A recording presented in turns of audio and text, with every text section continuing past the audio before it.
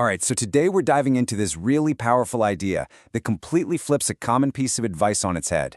It's all about why playing it safe might actually be the riskiest thing you can do, and why we all need to learn the courage to fall forward. You've heard this a million times, right? Make sure you have something to fall back on. It almost always comes from people who love you, people who want you to be safe. It's that classic advice, always have a plan B. But hang on a second. Let's really think about that. What if that safety net, that plan B you're supposed to fall back on, is the very thing that's keeping you from taking that big leap of faith? What if it's what's holding you back from something truly great? So that brings us to our first big idea here, what we're calling the fallback fallacy. We're going to really dig in and challenge this piece of conventional wisdom because, there might be a hidden danger in always having that safety net. So if falling back is the problem, what's the alternative? Well, it's falling forward.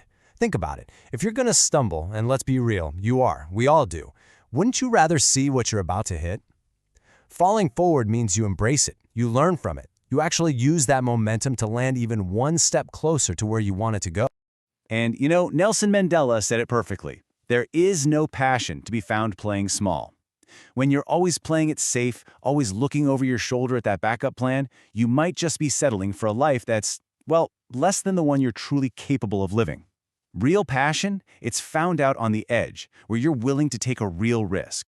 Okay, so if we're supposed to take these big risks, how do we even begin to deal with the failure that's bound to happen? That brings us right to our next section, dreams, goals, and failure. Because, as it turns out, every time you fail, it's not just some obstacle, it's actually a necessary step forward. And here's the deal. Having big dreams and a ton of passion is awesome, but it's not enough. It's just not.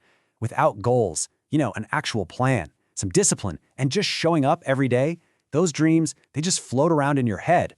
They need a roadmap to become real. Check this number, 2,600. That is how many times the baseball legend Reggie Jackson struck out.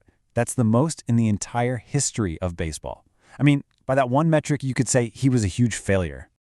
But nobody talks about the strikeouts, do they? We remember the home runs. He's in the Hall of Fame not because he avoided failure, but because he was willing to swing for the fences, again and again, knowing he might strike out. The success was only possible because he was willing to fail so spectacularly. Or how about this number? 1,000. That's roughly how many times Thomas Edison and his team supposedly failed when they were trying to invent the light bulb. 1,000 experiments that just didn't work. And then came the 1,001st try. And that was the light bulb. See, he never saw those first 1,000 attempts as failures. He saw them as 1,000 steps. He learned 1,000 ways not to make a light bulb. He fell forward every single time until he got it right.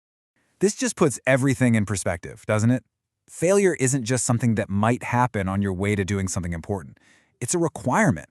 It's proof that you're pushing yourself. Honestly, if you're not failing, you're probably not even trying for something big enough. So, what's the real price of never trying, of always holding on to that safety net? Well, this leads us to a much heavier, more serious idea, the ghosts of our own potential. This is the fear that should really motivate us, way more than the fear of failing. So let's just do a quick thought experiment. I want you to picture yourself many years from now, at the very end of your life, just looking back. And as you're lying there, standing all around you are these ghosts. And they're not strangers. They're the ghosts of the ideas you never acted on, the ghosts of the talents you never used, the ghost of your own unfulfilled potential.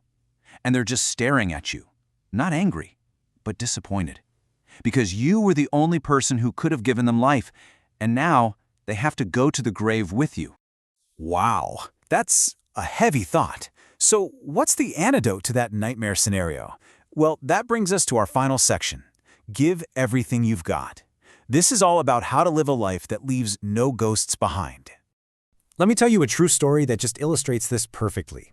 So 30 years ago, a young actor completely bombs an audition at a particular theater, but he doesn't quit. For the next 3 decades, he keeps working, he keeps preparing, he keeps falling forward. And then, just last year, he starred in a hit Broadway play at that exact same theater. That is the unbelievable power of persistence. And that really brings the question right back to us, to you. Every single one of us has something unique to offer. The real question isn't about how much talent or money you have, it's about what you're going to do with what you've got. And look, your gifts aren't just about some incredible skill. It's your time. It's your patience with someone. It's your kindness when no one's looking. It's your love. Every single one of us has this unique combination of gifts to give to the world. The only thing that matters is that you use them. So this is the big takeaway. This is what it all boils down to. You are going to fail. You're going to get knocked down. You will stumble. It's just a part of life, a necessary part. But when it happens, don't you dare fall back into safety. Don't retreat. Always, always remember to fall forward.